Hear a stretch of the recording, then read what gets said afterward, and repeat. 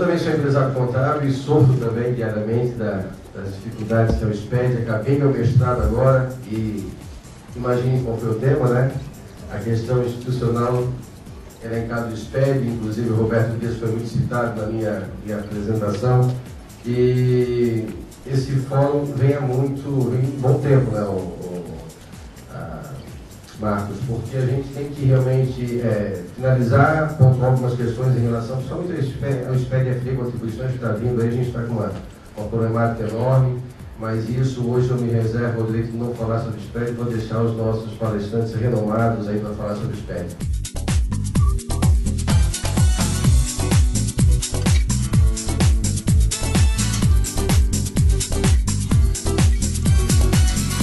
O objetivo do fórum, no fundo, é trabalhar a questão cultural, a percepção, e a gente, na verdade, no fundo, é criar isso que você acabou de dizer, uma questão de conscientização mesmo. A gente tem a honra e a gratidão de estar no Conselho Regional de Contabilidade. Já se vão muitos eventos extremamente bem recebidos pelo país inteiro, esse fórum, porque exatamente gera essa perspectiva. Mais um auditório lotado, né, com perspectiva de um evento, eu posso, com muita honra e gratidão, agradecer a todos por essa oportunidade de aqui estar num evento que é um sucesso. E por que ele é um sucesso? Porque, na verdade, ele é uma necessidade que está sendo atingida, né?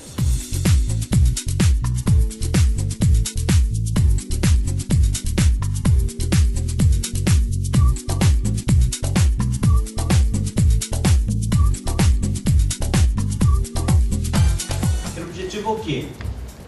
Temos tributos sujeitos a lançamento por homologação. O que acontece então?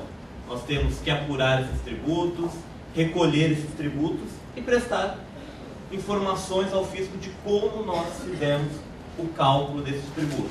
O SPED ele serve justamente para isso. Ele vem em substituição às obrigações acessórias tradicionais, né? No caso do PIS e da COFINS, o DACOM, agora passamos a ter FD contribuições.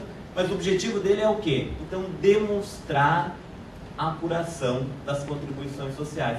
Por isso, apesar não dá para ser apenas um problema da tecnologia, tem que ser um problema principalmente de quem conhece o tributo. Não há como você ter sucesso em relação a FD contribuições se você não começar primeiro entendendo o tributo.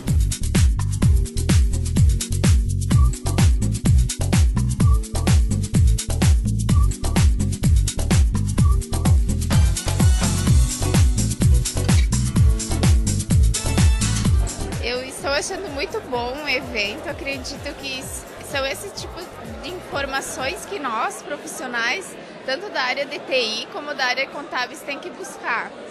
Ô Soedi, o que tu acha aqui do SPED? O que tu tá achando dessas mudanças todas que aconteceram?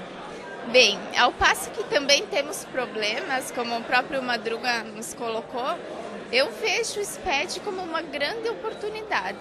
Uma oportunidade de especialização, de valorização das áreas que talvez em épocas não foram tão valorizadas, que é a área do setor contábil, a área fiscal, a área de tecnologia da informação.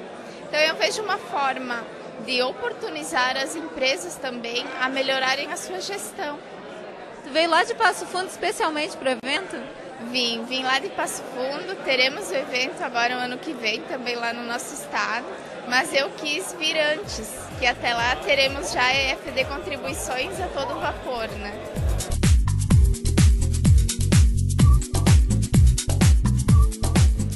Fábio, hoje todo contador quer ser advogado ou todo advogado quer ser contador?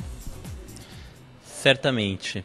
É necessário ter conhecimento tanto contábil quanto conhecimento jurídico também para cumprir com as obrigações acessórias, para poder apurar os tributos. Mesmo que você não vá cursar uma outra faculdade, sem dúvida o conhecimento é necessário. Principalmente quando a gente fala dessa parte de tributação, SPED agora, né? Sem dúvida. É necessário conhecer a dinâmica da tributação, conhecer a dinâmica da legislação. Nos deparamos muitas vezes com dúvidas técnicas, mas que na verdade decorrem de uma análise da legislação. Então é fundamental conhecer a legislação também. Então, para o contador ter aquele conhecimento jurídico é fundamental, como também para o advogado ter um pouco do conhecimento prático do contador é muito importante. Fábio, hoje tu abordou as questões do SPED aqui. Eu gostaria que tu falasse um pequeno resumo dos aspectos do SPED, o cruzamento das informações, um pouquinho do que tu passou para o pessoal lá dentro. Nós sempre colocamos, além da questão tecnológica, que é um grande impacto do SPED, a principal mudança que ele promove é uma mudança cultural. A forma em que se fazia contabilidade, a forma que se fazia a escrituração, os cuidados que as empresas tinham, precisam mudar tudo isso. E a mudança não é só da pessoa da área contábil, só da pessoa da área fiscal, é uma mudança de toda a empresa e que depende principalmente da participação do empresário. Não há como ter sucesso nesse projeto sem a participação do empresário. E é esse, inclusive, o grande desafio hoje dos contadores que já identificaram todo o impacto do SPED e que agora tem o desafio de ter que também levar isso ao empresário, passar a fazer algumas mudanças em relação a algumas rotinas que até então eram adotadas. Quais são os aspectos do SPED, então? O SPED ele tem alguns pilares, algumas premissas, desde aquela questão de unificação de obrigações acessórias, aquela questão de eliminar papel, mas a principal característica dele mesmo é ser uma poderosa ferramenta de fiscalização para a administração tributária. E é isso que o contribuinte, é isso que o contador, é isso que o profissional da área fiscal tem que ter sempre em mente. O objetivo do SPED principal é ser uma ferramenta de fiscalização e que promove uma grande transparência. Então, muitas das informações antes eram prestadas de forma muito resumidas e hoje ficam totalmente transparentes. Qual que é o impacto disso? Possíveis equívocos, possíveis divergências que antes não eram detectadas, agora passarão a ser detectadas por meio do SPED. Essa que tem que ser, então, a preocupação de todas as pessoas que forem enfrentar o SPED. Muitas vezes o primeiro passo para o SPED é se preocupar com a questão tecnológica, se preocupar com o programa, mas o primeiro passo, na verdade, deveria ser o quê? Uma vez que o SPED é destinado a prestar informações sobre o tributo, é o entender se o tributo está sendo calculado corretamente. E tendo em vista a complexidade da nossa legislação tributária, certamente há muitas dúvidas, há muitas falhas nisso. Até por isso que nós sempre recomendamos em qualquer projeto do SPED, o primeiro passo é você fazer uma revisão de como você está apurando aquele tributo a ser informado. Porque essas informações, na verdade, elas vão ser cruzadas e vai ter essa amarração que o governo faz no final de tudo, né? Sem dúvida. Algo que a gente já vem há alguns anos sentindo em relação à pessoa física, cruzamento de informações da minha declaração com a informação entregue pela fonte pagador. É isso também o objetivo do SPED, fazer todo esse cruzamento entre as diversas obrigações do contribuinte, e não só entre as obrigações dele, mas as obrigações dele também com de outros contribuintes. Então, não adianta nada eu pensar em não vou registrar aquela nota fiscal. Isso é irrelevante, a nota fiscal já é de conhecimento do fisco, pois o fornecedor já enviou aquela nota fiscal para o SPED. E tudo isso, obviamente, vai ser cruzado, seja com a base do próprio contribuinte, como com a base de outros contribuintes e também nos vários níveis de fiscalização, seja municipal, estadual e também federal. Agora o FD Contribuições, que vai ser apurado em janeiro, que deve ser entregue em fevereiro. Nessa questão vai entrar muita gente, muitas empresas vão entrar para o SPED, né? Como administrar isso tudo? Exato. Agora, em 2013, as empresas do presumido também vão entrar para a FD Contribuições. Há um grande impacto, talvez tecnológico. O impacto possa ser até um pouco menor do que se tem imaginado. É possível, por exemplo, se fazer o lucro presumido ou regime cumulativo no próprio PVA, mas o grande problema é o quê? As informações no PVA também vão resumidas, só que antes delas serem resumidas, eu tenho que ter aquilo de forma detalhada em algum lugar. E o grande problema do presumido e de outros projetos é o quê? Será que realmente eu já estava apurando corretamente meu PIS e COFINS? Então a gente vê que na prática havia um pouco menos de rigor na hora de informar o DACOM. E agora essa grande preocupação em relação ao PVA, porque você sabe que aquela informação vai ficar mais transparente para a administração tributária. Então é fundamental. E, obviamente, principalmente as empresas contábeis que têm diversos clientes sendo atendidos, diversos segmentos, vai ter um grande impacto, porque muda. E é importante, algo que a gente já vem numa certa mudança aí em relação às empresas contábeis, que é o quê? As informações não têm que ser geradas no escritório de contabilidade. Para você ter sucesso no projeto do SPED, as informações têm que ser geradas na empresa e tem que ficar muito claro que a responsabilidade pelas informações geradas é do empresário. Então, tem que fazer essa mudança em relação ao próprio relacionamento. A gente fala muito da mudança do relacionamento contribuinte e o fisco, mas também tem que ter uma mudança no relacionamento entre o escritório de contabilidade, a empresa de contabilidade e o seu cliente também, para sucesso no SPED.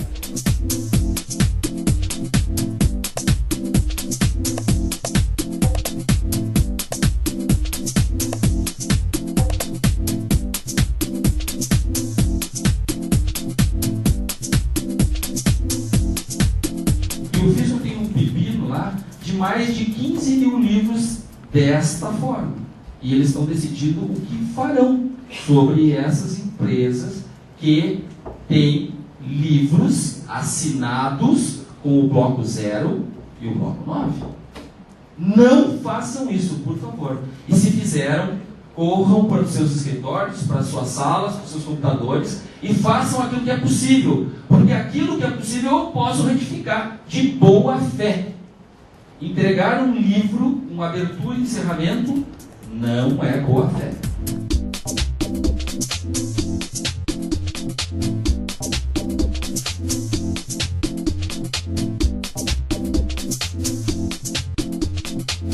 Mauro, tu veio abordar aqui no evento EFD Contribuições na Prática. O que muda da teoria para a prática? Olha, da teoria para a prática nós temos um mundo de diferença. Começamos alertando as empresas e os escritórios de contabilidade que estavam presentes aqui hoje, que ao entender como é realizado a auditoria digital pelo fisco, ele passa a ser alvo também aqui quando ele entrega o seu, aqui em qualquer lugar do país, quando ele entrega os seus livros digitais, suas informações digitais. Então, é bastante importante que os empresários, os profissionais da área contábil, da área de TI e também a área jurídica das empresas entendam quais são os movimentos que a direção do SPED tem tomado. O SPED, em primeiro lugar, é um projeto da sociedade brasileira, mantido pela Receita Federal, encabeçado pela Receita Federal, mas ele é um projeto da sociedade brasileira, que prevê uma tributação mais justa, que prevê novos recursos e novos ingressos de receita e que todo mundo pague para que tenhamos justiça fiscal. Nesse aspecto, a tecnologia da informação é uma ferramenta fundamental, porque garante a presença do Estado em todos os locais geográficos do país, né, assim como em todas as esferas das inúmeras atividades econômicas que temos no país. Então, desde o microempresário, desde o empresário do simples, que até então estava distante do SPED, porque estava dispensado, agora com o ingresso da EFD Social a partir do ano que vem, todo empregador vai ter contato com o SPED. Todos os empregadores, inclusive os do Simples, os das empresas individuais, terão que fazer o SPED da EFD Social, que é, vamos dizer assim, agora vamos entrar na fase de massificação. Mais do que isso, para os trabalhadores, o portal do SPED significará acesso a informações que até então hoje estão em papéis, dentro do governo e dentro das empresas, ou que estão em bancos de dados restritos. Hoje, o trabalhador recebe, por exemplo, um extrato do fundo de garantia, mas inúmeros são aqueles papéis emitidos pela Caixa Econômica Federal, por exemplo, e não chega no seu destino por troca de endereço, por uma série de situações. Hoje se discute no âmbito do SPED como o trabalhador vai ter acesso e garantir que ele tenha uma senha, um certificado digital, para que ele possa ingressar, por exemplo, no caso do SPED EFD Social, que ele possa ir lá e buscar a informação que foi prestada pelos seus empregadores, né? Porque algumas pessoas até têm mais de um emprego e, portanto, terão mais de uma informação no grande banco de dados da EFD Social, que vai estar cobertando e divulgando de forma restrita para cada um dos interessados todas as informações da EFD Social. A gente imagina que esse vai ser o projeto mais complexo do SPED e vai ser aquele que vai fazer o grande teste de volume, da capacidade que o fisco vai conseguir gerar. porque comparativamente aos demais SPEDs, onde só as empresas estão obrigadas a informar as suas informações, agora com o advento da EFD Social, o volume será astronômico. Bem, a sociedade brasileira está pagando pelo SPED um sistema bastante robusto e espera, em contrapartida dos órgãos públicos, do SERPRO e da Receita Federal, que esse sistema se mantenha no ar, esteja disponível, né? E esse é o nosso papel também, enquanto cidadãos, de colocar a máquina pública a funcionar em nosso benefício, né? Claro que nós que estamos neste momento na fase de implantação, assim eu sempre brinco com os nossos colegas quando fizeram a informatização das eleições, né? Hoje no Brasil ninguém mais pensa em fazer uma eleição na época do papel, né? Hoje no SPED é a mesma coisa, nós estamos trilhando pela primeira vez este caminho, tornando as informações ágeis, disponíveis para quem deve acessar e principalmente a serviço da sociedade brasileira. Esse é o papel do TI no projeto do SPED, no grande projeto do SPED.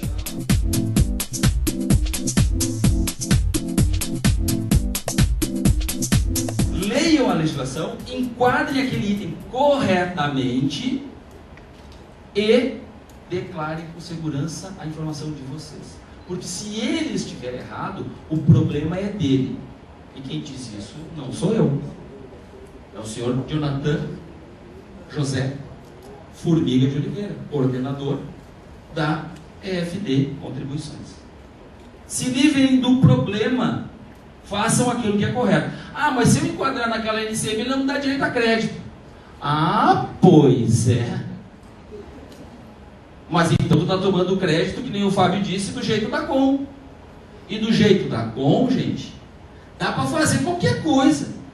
Acabou. A fantasia do Dacom acabou. Agora todo mundo tem que fazer certo. Ou não fazer. Então, se aquele item bem enquadrado não me dá direito a crédito, acabou a discussão, não me dá direito a crédito.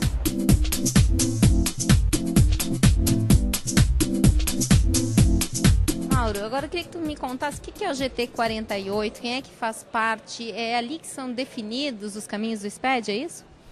O GT 48 é um grupo de trabalho, começou com as empresas do projeto piloto da nota fiscal eletrônica. Algumas empresas ingressaram desde o primeiro momento, outras entidades e empresas foram se juntando a este grupo de empresas que faz, vamos dizer assim, o papel de timoneiro do projeto do SPED, onde são discutidas de forma reduzida, de forma fechada ou de forma mais concentrada as diretrizes do projeto SPED, a ordem das obrigações, os calendários, os cronogramas. Esse trabalho é feito pelo projeto GT 48 e define também as diretrizes técnicas dos projetos, se volumes serão suficientes, se o nível de informação está adequado e principalmente é a porta de acesso dos agentes governamentais a informações das empresas. Não propriamente as informações específicas de cada empresa, mas como cada setor econômico opera. Por exemplo, na segunda-feira agora vamos ter uma discussão em Brasília sobre os layouts e as definições finais da EFD Social e o lançamento da EFD Social. Em outra semana teremos discussões em João Pessoa, na Paraíba, onde deveremos finalizar os layouts das empresas financeiras e corretoras de seguros, seguradoras e tudo mais, na EFD Contribuições. O papel desse grupo é discutir, validar se essas informações serão úteis para o governo e no nível de detalhamento que as empresas poderão prestar e em que tipo de validações deverão ser feitas. E essas informações, elas são colocadas à disposição das empresas de sistemas, das empresas contábeis, de que forma? Normalmente as informações do projeto SPED são divulgadas dentro do âmbito das empresas GT 48. Até que haja publicação legal, eles ainda não podem ser divulgados para as demais pessoas que não estão engajadas dentro do projeto. Então não se trata de informação privilegiada, mas sim de contribuição, né? Uma contribuição dessas empresas que estão lá dentro. têm acesso prévio ao layout, mas não podem divulgar, e a partir da medida em que o governo venha sinalizando que vai fazer a publicação através dos nossos blogs, né, dos especialistas do SPED, que hoje estão reunidos aqui, a gente vai divulgando aquilo que o Fisco vem autorizando. Por exemplo, o novo calendário da FD Social, por exemplo. O Fisco já nos autorizou a publicar, que não vai ser agora deve tratar do layout agora em dezembro e que vai entrar como obrigação a partir de julho de 2013. Então essa informação, uma vez já sinalizada pelo governo, a gente veicula através dos blogs, inclusive do meu. Ô Mauro, e por que demora tanto para sair o layout? Vamos dizer assim, o layout saiu uma semana antes da gente ter que entregar, né? O contador reclama, o pessoal do sistema reclama, que tem que desenvolver tudo. Que é isso? Uma semana já é um pouco de exagero, né? Ainda bem que não é uma semana. Mas vamos imaginar o seguinte, hoje a cultura do SPED ela vem sendo inserida na sociedade.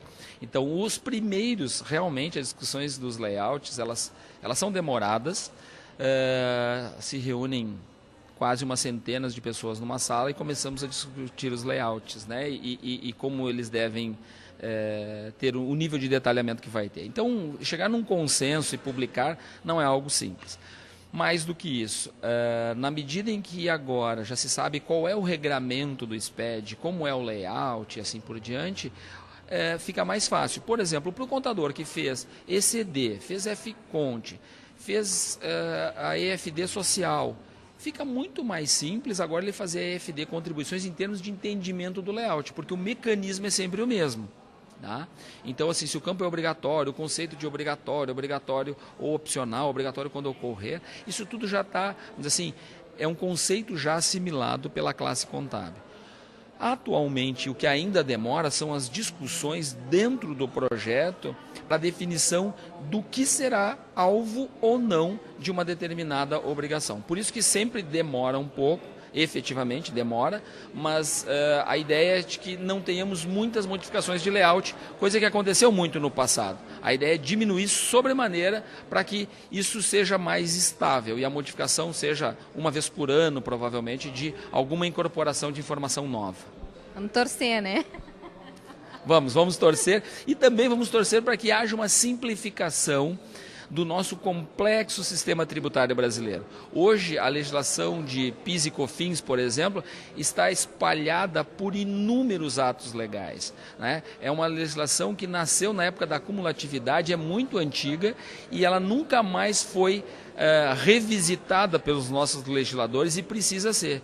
Até porque hoje, no mundo da era digital, a gente não pode mais ficar pensando que um aspecto de uma legislação possa interferir em 4, 5 outras e forçar com que os advogados tributaristas e os contadores fiquem à mercê de tamanha pesquisa para poder entender, às vezes, um detalhe, porque que uma receita é tratada como cumulativa ou não cumulativa nessa e naquela obrigação, e para isso você tem um trabalho enorme de pesquisa, porque a legislação está totalmente desconexa entre os seus atos legais. Eu acho que esse é o papel também do SPED, a gente também vem discutindo isso, porque paralelamente àquilo que acontece no âmbito tributário, especialmente do SPED, também tem inúmeros grupos montados na internet e presencialmente que vêm discutindo essas outras questões. E a gente sempre que pode, quando está lá para e passo com o fisco, a gente também vem reclamando disso, mas é uma visão muito mais a ser vendida para o fisco através dos empresários propriamente, do que daquelas pessoas que estão lá para tecnicamente definir o que será feito.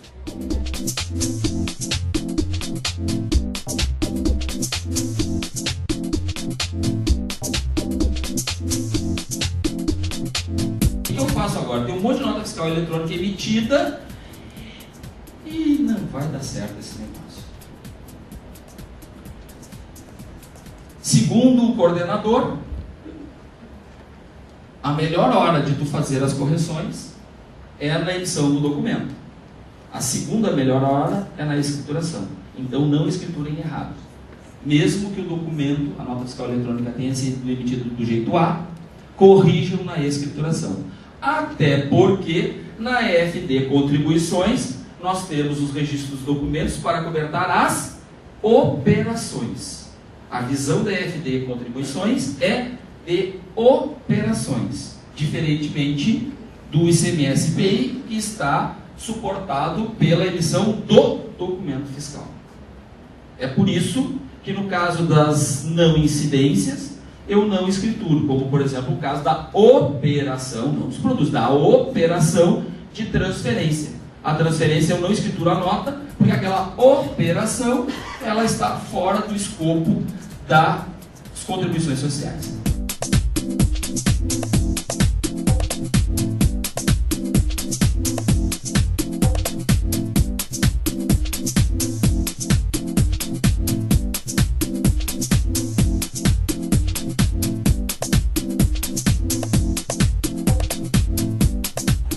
A iniciativa foi do Edgar Madruga, uma iniciativa destemida e corajosa dele, e que ele teve mais coragem ainda de me pedir ajuda para coordenar com ele a questão técnica do evento. E a gente tem percorrido o Brasil de norte a sul, literalmente, né? Mostrando para as pessoas, para os profissionais da área contábil, da área jurídica e tecnológica, um pouco dessas questões técnicas do SPED. E a aceitação no Brasil inteiro tem sido surpreendente, porque o formato é um formato intenso, né, de 8 horas da manhã às 7h30 da noite, com muito conteúdo, mas isso viabiliza para a maioria das pessoas, né, se dedicar um dia inteiro. Eventos no formato de 2, 3 dias acabam prejudicando essa adesão das pessoas. Então a gente conseguiu conciliar algumas questões ligadas a custo, a participação, a conteúdo e aglutinar isso tudo em um formato que ainda não é o perfeito, mas a gente vai caminhar com certeza para uma melhoria cada vez maior desses eventos.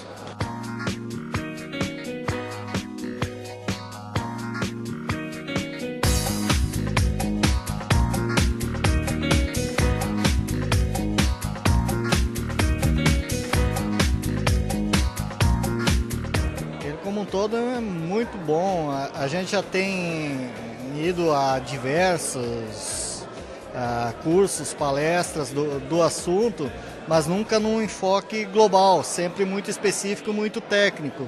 Aqui ele abre perspectivas de quem está dentro do ambiente, como foi o caso do Mauro, que está dentro do GT48, dando avisos, dando dicas de situações que podem ocorrer dentro da própria empresa da gente. Ô Ademir, qual é a tua visão do SPED hoje? O que tu consegue vislumbrar do assunto, já que já faz um bom tempo que ele já está aí e não tem volta, né? Sim, a minha empresa ela já está inserida no SPED desde 2008, tanto no SPED do ICMS quanto na ECD Contábil. Então, a gente já vê isso como um processo natural. E assim, grande facilitador do contador.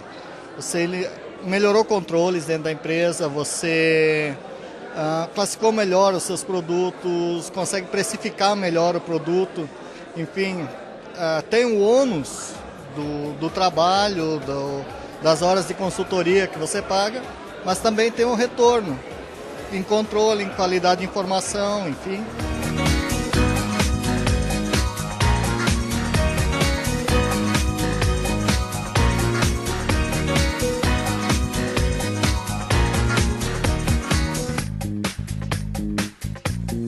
Então a cadeia atacadista e a cadeia distribuidora se sentiu prejudicada, realmente foi prejudicada. O fisco fazia o quê?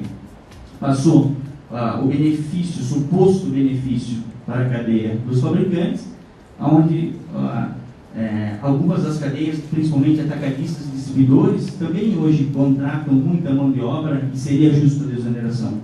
Tanto é que ao final vou mostrar para vocês as novidades para 2013. O fisco está aumentando o leque de prestadores de serviços que também vão ser incluídos na desoneração.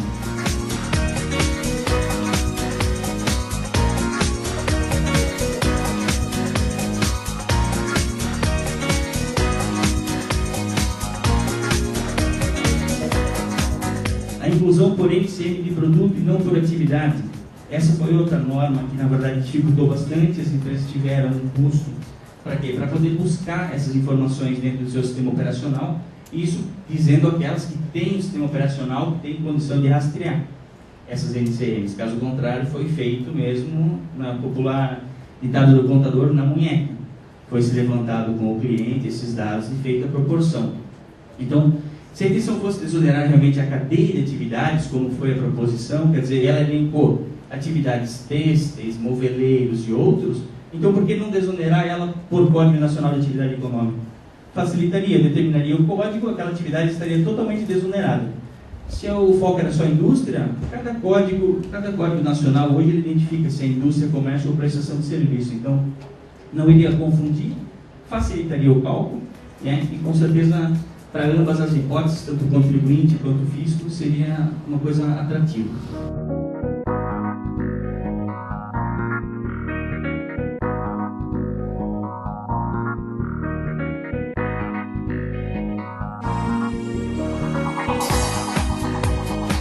Ponto polêmico, na verdade, né? O aumento da alíquota da COFINS de importação, ele era 1,5, hoje passou a 1. Então, todas as empresas que estão desoneradas hoje pelo tipo de produto elencado pela NCM, também tem que se atentar de que se ela passar a importar esse tipo de produto, ela tem um acréscimo de 1% na alíquota do COFINS de importação. Então, eu friso o que o Mauro acabou de falar antes também, a tomada de crédito para o lucro real, ela não é 8,6. Então, se eu recolhi 8,6, a minha tomada de crédito não é 8,6. Por quê? A tomada de crédito hoje ela está constante hoje. Ela está constante na Lei 10.865, no artigo 8º e artigo 17. Se vocês forem analisar, o que a lei diz? Ela diz que a tomada de crédito deve ser feita conforme as alíquotas previstas no inciso tal.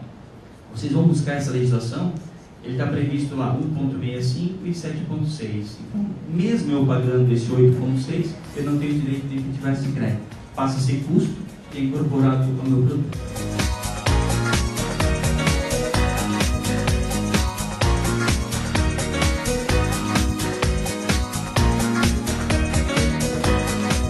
Eficácia da norma. Será que a norma do governo foi eficaz no momento em que ela propôs a desoneração?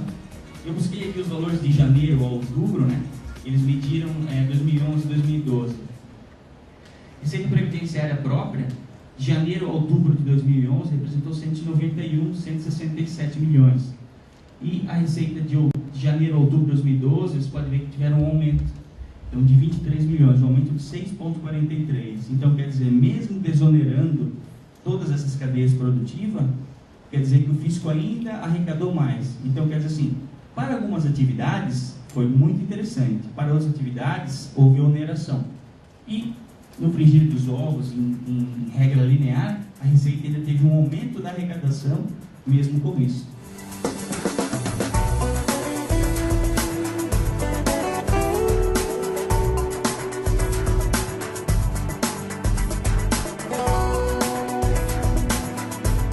O nosso objetivo era o quê?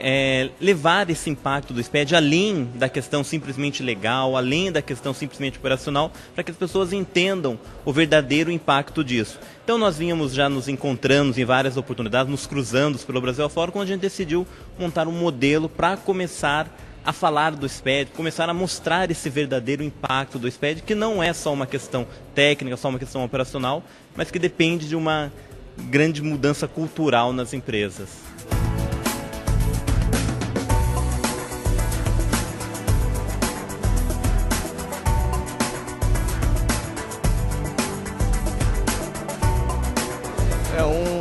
O evento está ótimo, porque reúne assuntos diversos dentro do SPED, o pessoal experiente, pessoal qualificado, né?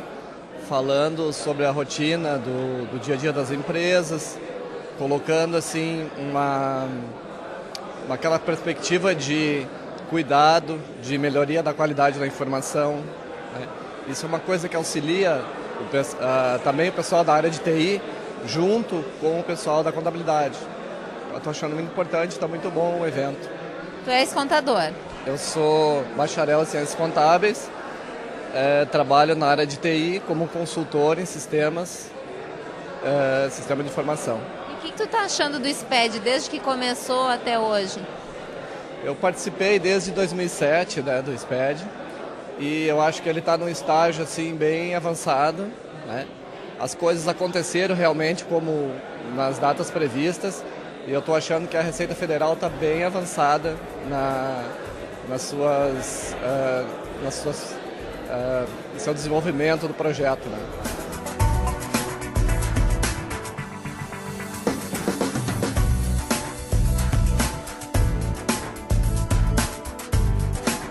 Olha, profissional contábil, melhor coisa que surgiu na vida é o SPED para contador, não tenho dúvida. Vai melhorar o salário de vocês, vai valorizar a profissão de vocês, assim, geometricamente. Agora, é fácil mudar? É aquele contador do passado que vai ser o necessário ou o valorizado? Não. Aí vem. E quando eu falo contador, por favor, eu quero até estender esse raciocínio. Gestor tributário. É um novo tipo de profissional que se faz necessário, com novas competências.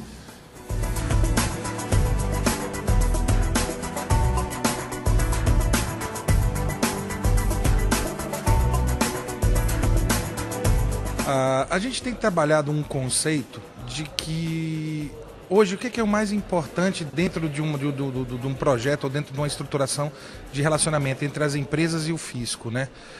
É você ter coerência na informação. Gestão do risco fiscal basicamente é que você, vamos fazer uma analogia, que 1 mais 1, quando você mandando para o fisco, tem que ser igual a 2, né? E tem muita gente, por falta de conhecimento principalmente, está mandando 1 mais 1 igual a 3. Na verdade, no sentido amplo, quando a gente fala 1 mais 1 igual a 3, é assim, não é só você mandar essa informação. Você tem que mandar uma informação coerente, junto com o seu fornecedor também, com seus clientes, com todas as pessoas com quem você se relaciona, que também estão mandando informações suas ao fisco, elas têm que ter em todas elas uma única coerência, né? E a gente viu aqui até no texto sobre o SPED, tem muita gente nem mandando arquivo ainda. Como é que é essa situação? Nós estamos encontrando um desafio, quer dizer, depois de um projeto que já se iniciou assim, de forma muito efetiva desde o ano de 2009, nós podemos falar, já são 3 anos, você encontrar hoje, por exemplo, 30% das empresas obrigadas sem prestar essa informação. Quer dizer, só o risco tributário desse grupo de pessoas chega a ser muito grande. Sem considerar que dos que estão entregando, um ao outro grande percentual estão prestando informações erradas. Nós chegaríamos assim, a um universo hoje de metade das empresas. Obviamente eu estou falando de empresas de grande porte, porque o SPED, no caso das obrigações escriturais, elas são ligadas somente às empresas de maior porte, super simples, as menores empresas não estão obrigadas. Não nesse projeto, né, claro. Então nós estamos falando hoje de metade das empresas do país com problemas tributários graves. Edgar, tu fala também da questão da responsabilidade, afinal, quem entregou, quem não entregou, quem que vai pagar o pato? Vamos lá, eu gosto muito de brincar assim. O SPED é problema de quem? Normalmente você vai ouvir de um empresário, negócio de escrituração é problema do contador. Mas o SPED, ele é algo de... O SPED, o Sistema Público de Escrituração, ele é muito maior do que uma mera escrituração. Na verdade, ele envolve todo o relacionamento de uma empresa com a administração tributária. Dessa forma, sendo essa responsabilidade e pode impactar em toda a vida empresarial, bem simples, quem é que vai tomar uma multa se isso tiver problema? É a empresa. E quem é o dono? Na verdade, eu entendo que o responsável é o dono da empresa. Em que sentido? No sentido gerencial. É ele que vai pagar a multa, ou ele vai pagar o pato, né, como dito por ti, se isso não tiver sido correto. E o contador sozinho faz isso? Não. O SPED é uma coisa feita ele é multidimensional, ou ele necessita de competências múltiplas. Então, é um grupo de pessoas que reunidas fazem sim uma informação de qualidade. O maior desafio, então, resumindo, no fundo, é cultural. Não é técnico. Você tem empresas de software que hoje fornecem espetaculares. Você tem profissionais contábeis que fazem também com maestria. Você tem empresas também fazendo o SPED com muita qualidade. Mas e por que esse outro universo não está fazendo? Porque, na verdade, não perceberam que o SPED é um trabalho coletivo. Vamos brincar de novo. A coisa que a gente mais detestava nos nossos tempos de faculdade, né, era trabalho em grupo. Ai, meu Deus do céu. Por quê? Normalmente 2 fazem, 5 encostam. E o SPED, como é que você faz o SPED de qualidade? Literalmente, é um trabalho em grupo, é um trabalho de muitas mãos.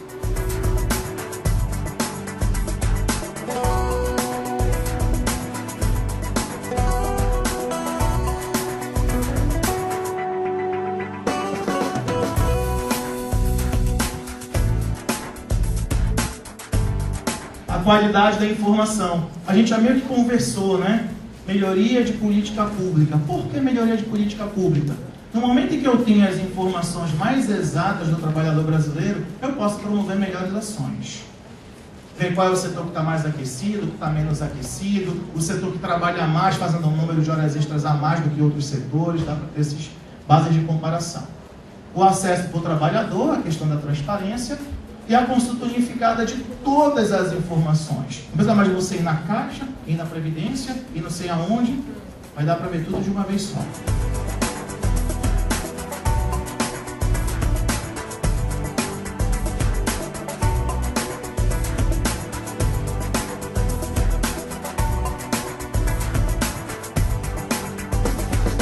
Super atual, com alterações agora que nos deixam de cabelo em pé a partir de janeiro de 2013. O que mais a gente vem pontuando hoje é o EFD Contribuições, que nos preocupa muito, porque a gente vai ter que, além de armazenar várias informações de PIS e COFINS, a parte previdenciária e mais, gerar as notas fiscais de forma individualizada. Então, tem que ter uma sinergia muito boa entre software, RP da empresa, com aquilo que o contador vem utilizando.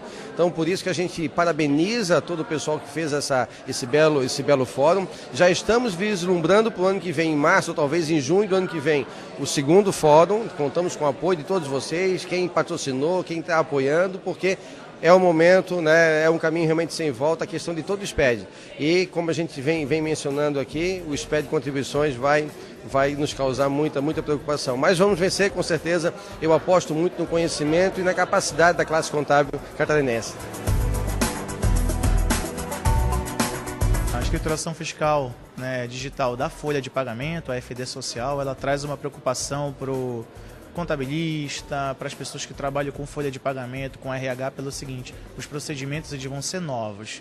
De que caráter eles vão ser novos? Bom, algumas declarações que existem hoje, que comumente são feitas mensalmente, anualmente, como a RAIS, a CEFIP, o CAGED, essas declarações tendem a acabar. E com isso, há uma convergência dessas declarações numa única declaração, que é a própria FD Social. Só que aí tem um monte de procedimentos novos. O contribuinte, o declarante, ele vai ter que aprender agora a detalhar a informação. Como é que era antes e hoje? Você manda a informação da base da folha de pagamento, apenas a base das remunerações, apenas a base da remuneração para a FGTS, para o INSS, para o imposto de renda. No futuro, com a FD Social, você vai mandar o espelho do contra-cheque. Então, todos os eventos vão ser detalhados ao governo. Então, por exemplo, vai que haja um evento que ele não tenha uma característica trabalhista de fato, seja um evento que esteja incorreto, inadequado. O governo vai acabar identificando. Isso dá maior transparência para o trabalhador e para o empregador sobre esse processo.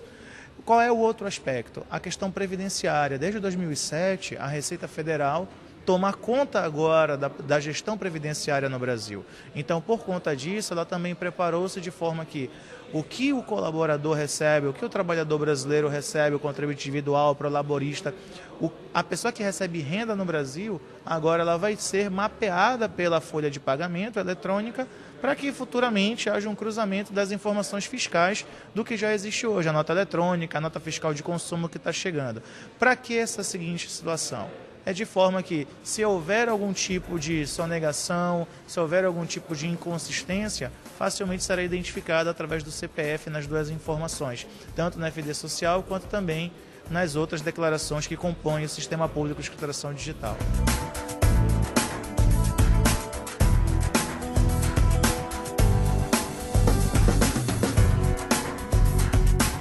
São dois blocos de informações. Comumente você vai gerar a folha. Aí, da folha, a lá CEFIP vai gerar um arquivinho que você vai passar num validador, semelhante ao SPED fiscal, contábil, um PVA, tá? Desse PVA ele vai te dar o arquivo validado para você fazer a transmissão. A transmissão do teu arquivo da FD Social vai alimentar o RET, aquele registro de eventos trabalhistas. Exemplificando, tá? Então, vamos lá. O Mauro, tá? Mauro Negroni, vocês conheceram, né? Fantástico, Mauro. Então, o Mauro apresenta a declaração dos colaboradores dele, tá? Aí a Patrícia está lá. Na hora em que ele fazer a validação do PVA e transmitir para o RET, vai preencher a ficha da Patrícia. e de quem mais for. Como é que vai preencher a ficha dela? O salário que ela ganhou, as horas extras e tudo mais.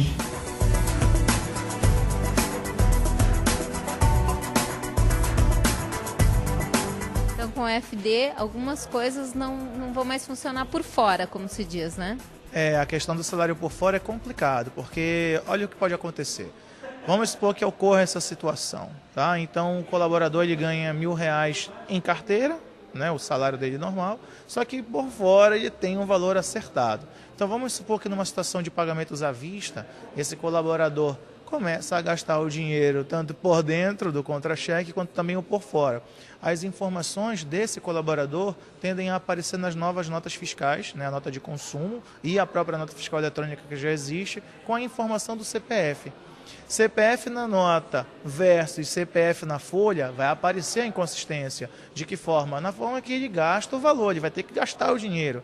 E aí, naturalmente, vai aparecer essa distorção. É claro que vai ter várias exceções, vários processos aí nesse cruzamento, mas é uma possibilidade. Aí fica aquela questão de hoje, na questão do trabalho e previdência, haver uma espécie de mau costume do prolaborista, né, que é o proprietário da empresa com a sua retirada mensal, em que o valor não condiz com a renda dele, né, e aí, como comumente não há contabilização, poderia ser uma antecipação de lucros, poderia ser um lucro distribuído, mas isso acaba não acontecendo. Então, esse vai ser um alvo também dessa declaração, assim como também todos os trabalhadores de todas as empresas, aí é sem exceção. Se você trabalha numa ONG, você vai estar na FD Social. Se você trabalha numa empresa pública, você vai estar na FD Social. Se você trabalha numa empresa privada também, numa cooperativa, é claro, desde que esse contrato seja regido pela CLT, pela Consolidação das Leis do Trabalho.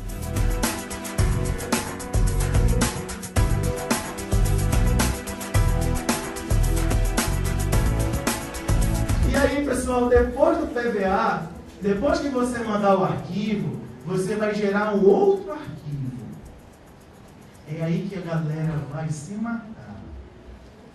Porque você vai mandar o arquivo para o RET, depois você vai ter um outro arquivo que tem que ser o que foi enviado para o RET, para fazer a DCTF. Tu só marca o gol se tu for tocando a defesa para o meio campo e ataque. Chutão não tem. Não tem ligação direta defesa com ataque, tá? Vai ter que passar pelo meio campo, ó. Defesa, meio campo, ataque. Não tem jeito. Se fizer ligação direta, vai dar zebra. Não vai conseguir. E aí, da DCTF prévio, você vai gerar GTS. Fernando, e o que além desse por fora, do pagamento por fora, o que além disso o FD Social vai trazer que não é mais possível fazer com jeitinho, de outra forma? Já existem alguns controles. Se a gente for ver desde o uso da conectividade CP, que é recente, o que acontece? No envio da conectividade CP não é possível excluir da base de dados o arquivo informado. Então, se ocorrer uma situação de fraude, o rastro da fraude fica. Porque não é possível excluir um arquivo enviado. Então, com o uso da certificação digital, o governo ele garante a autoria da informação. Há uma possibilidade, né, isso aí é um zum, é um boato de que pode acontecer, é que o atestado médico do trabalho ele também seja eletrônico. Isso vai fazer com que não haja data retroativa para esse atestado, ou seja, ele não vai poder ser emitido em qualquer hora, como vinha acontecendo, e principalmente o médico do trabalho teria uma responsabilidade maior, já que ele vai ter assinatura digital e esse documento também vai estar nas mãos do Ministério do Trabalho, Previdência, Receita, então deve dar uma segurança. Tem outras situações que o contra-cheque tende a ser eletrônico, isso vai garantir também a validade daquele documento que comprova a renda do trabalhador e tantas outras novidades também.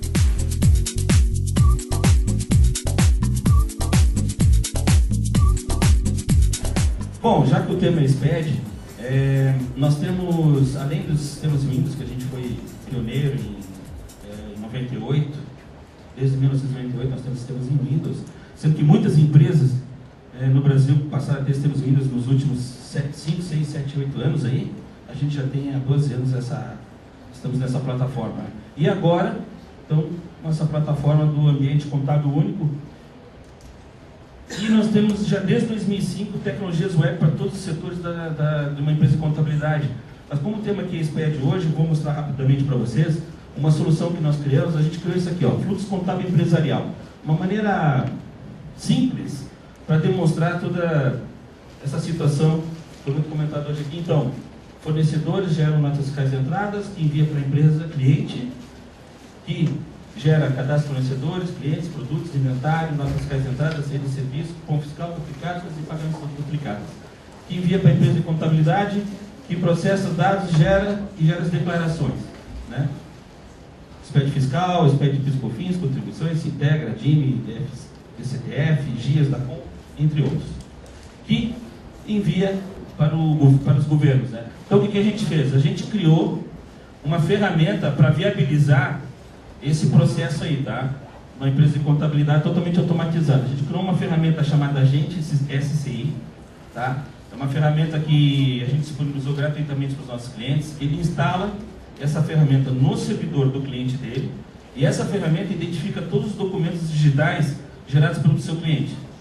Então ele identifica e captura. Então um cliente, por exemplo, gera uma nota fiscal eletrônica, ele sabe que foi gerada uma nota fiscal eletrônica no servidor dele e ele captura essa nota fiscal eletrônica e joga para as nuvens, tá? Para o SupremaNet com a ferramenta web da SCI. E, logicamente, essa ferramenta web joga para a empresa de contabilidade de uma forma automatizada esses documentos. Então, nota fiscal eletrônica, SPED fiscal, se integra, CAC 52, CT, enfim, todo documento digital fiscal oficial padrão, nosso sistema identifica e faz essa transmissão via web para a empresa de contabilidade. Isso significa o seguinte, que a empresa de contabilidade ela tem as informações praticamente online do seu cliente. Então, se eu configurar que eu quero essas informações de 10 em 10 minutos, sempre vai ter as informações dos últimos 10 minutos geradas pelo teu cliente. Então, no final do dia, no final do mês, eu já tenho toda a escrituração fiscal dentro da empresa de contabilidade.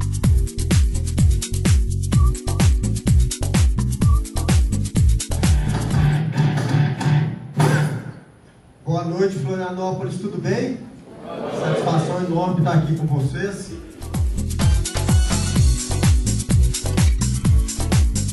A pessoa que chega aqui à frente e fala para vocês assim, eu sei tudo de SPED, de duas, uma.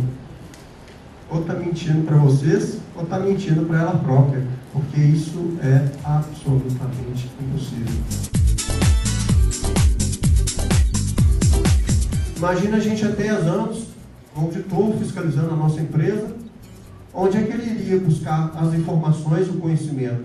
Em papéis, em livros, em documentos que estavam lá no arquivo morto, cheio de rato, cheio de barata, cheio de mofo. A informação, o conhecimento estava no meio físico. E agora? Onde é que está o conhecimento empresarial, contábil, tributário? Cadê a nota eletrônica? Cadê o livro contábil? Cadê o livro fiscal?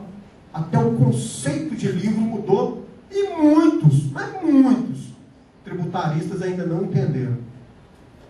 E essa é uma grande transformação em toda a cadeia produtiva que está reconstruindo um processo novo, de século XXI, de terceiro milênio, que faz com que os nossos pequenos ou grandes erros e acertos empresariais se propaguem na velocidade do pensamento a quem de direito. Ao nosso cliente, ao nosso fornecedor, ao transportador e ao fisco. E ao fisco. Só isso. Né? Acabou a privacidade, acabou o sigilo. Como se fosse natural. E é, na verdade. E mais ainda, até os conceitos tributários estão em profunda transformação. Escrevam isso. Daqui a 5 anos, vocês podem me cobrar. Daqui a 5 anos, conceitos tributários fortes, como livros, declarações e documentos, se fundirão em uma coisa só. Afinal de contas, a nota eletrônica é um livro ou um documento? O SPED fiscal é um livro ou um documento? Qual é a diferença? Se no mundo digital é apenas um meio de armazenamento do conhecimento ali constatado. Ambos são assinados, ambos têm validade jurídica e ambos têm informações. Né? Então esses conceitos acabam se fundindo ao longo dos anos.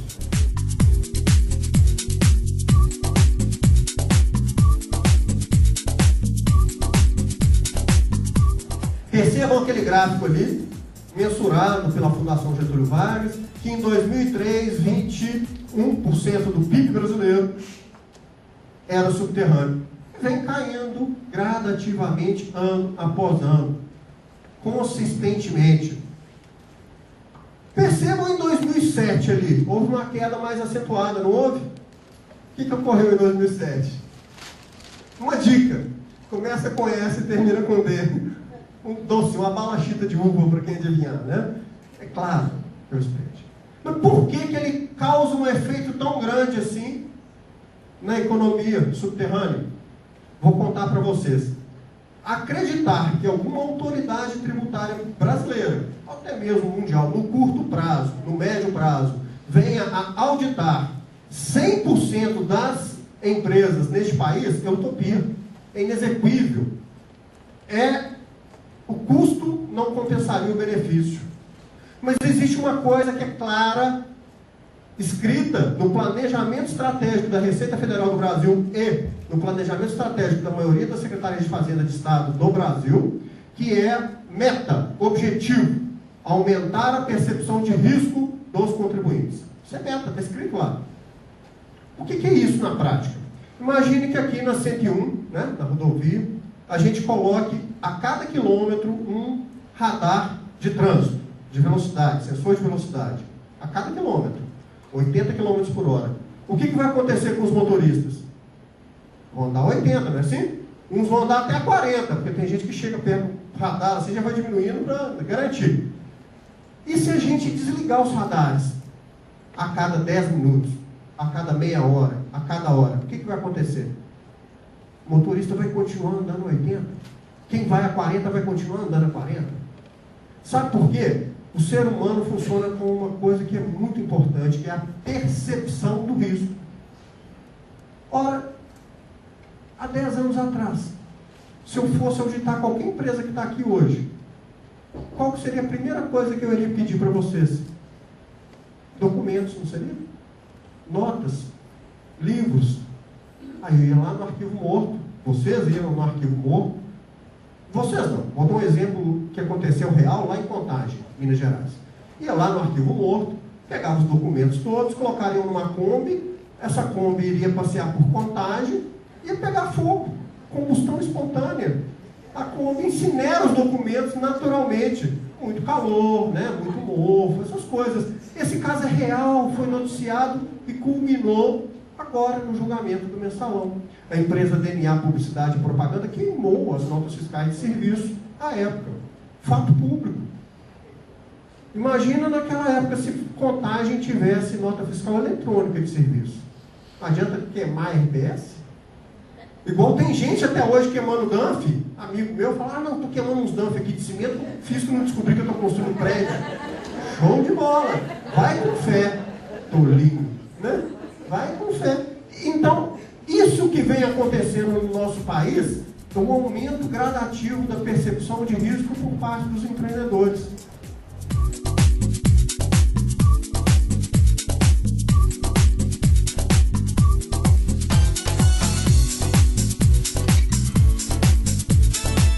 Tu já vem há tempo falando sobre SPED pelo Brasil todo como palestrante, mas eu queria que tu falasse o que vem te chamando mais a atenção.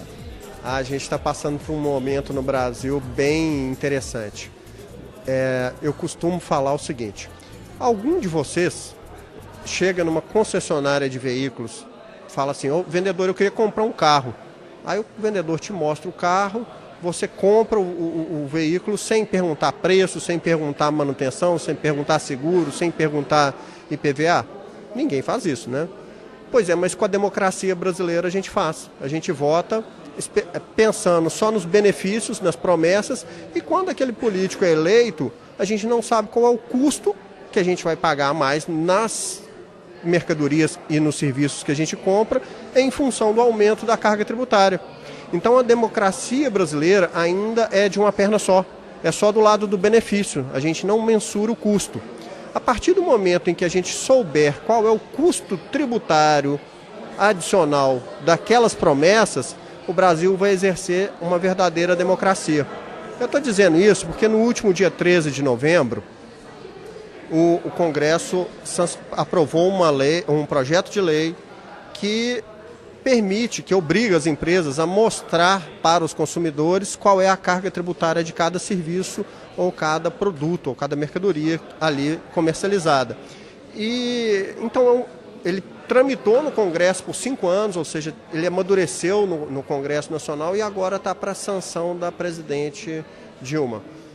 O texto é muito simples, né? Na realidade, o comerciante ele tem que informar ou no cupom fiscal, na nota fiscal, ou em algum tipo de cartaz, ou em algum tipo de catálogo de produtos, panfleto, ou em algum meio eletrônico, a carga tributária daquele produto que o consumidor está comprando. Só que muita gente fala assim, poxa, calcular a carga tributária no Brasil é muito complexo, e é mesmo.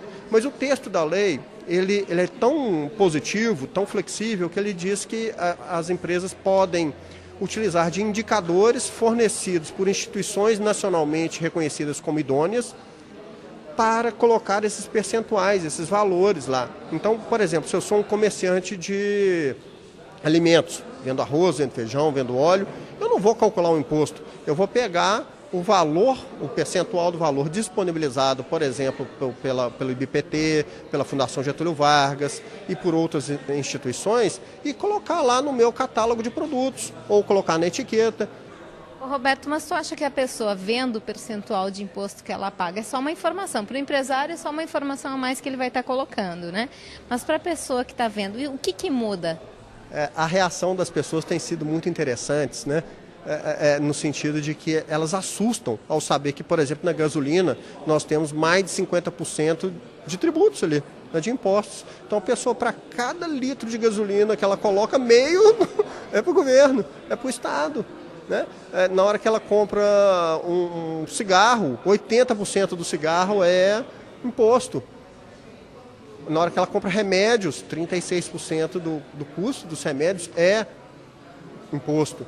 Então a gente fica se perguntando assim, poxa, por que o Brasil não está crescendo? Por que nós somos pouco competitivos? Por que a nossa indústria não está competitiva frente a outros países? Por que a gente está nesse ritmo de crescimento pequeno do PIB?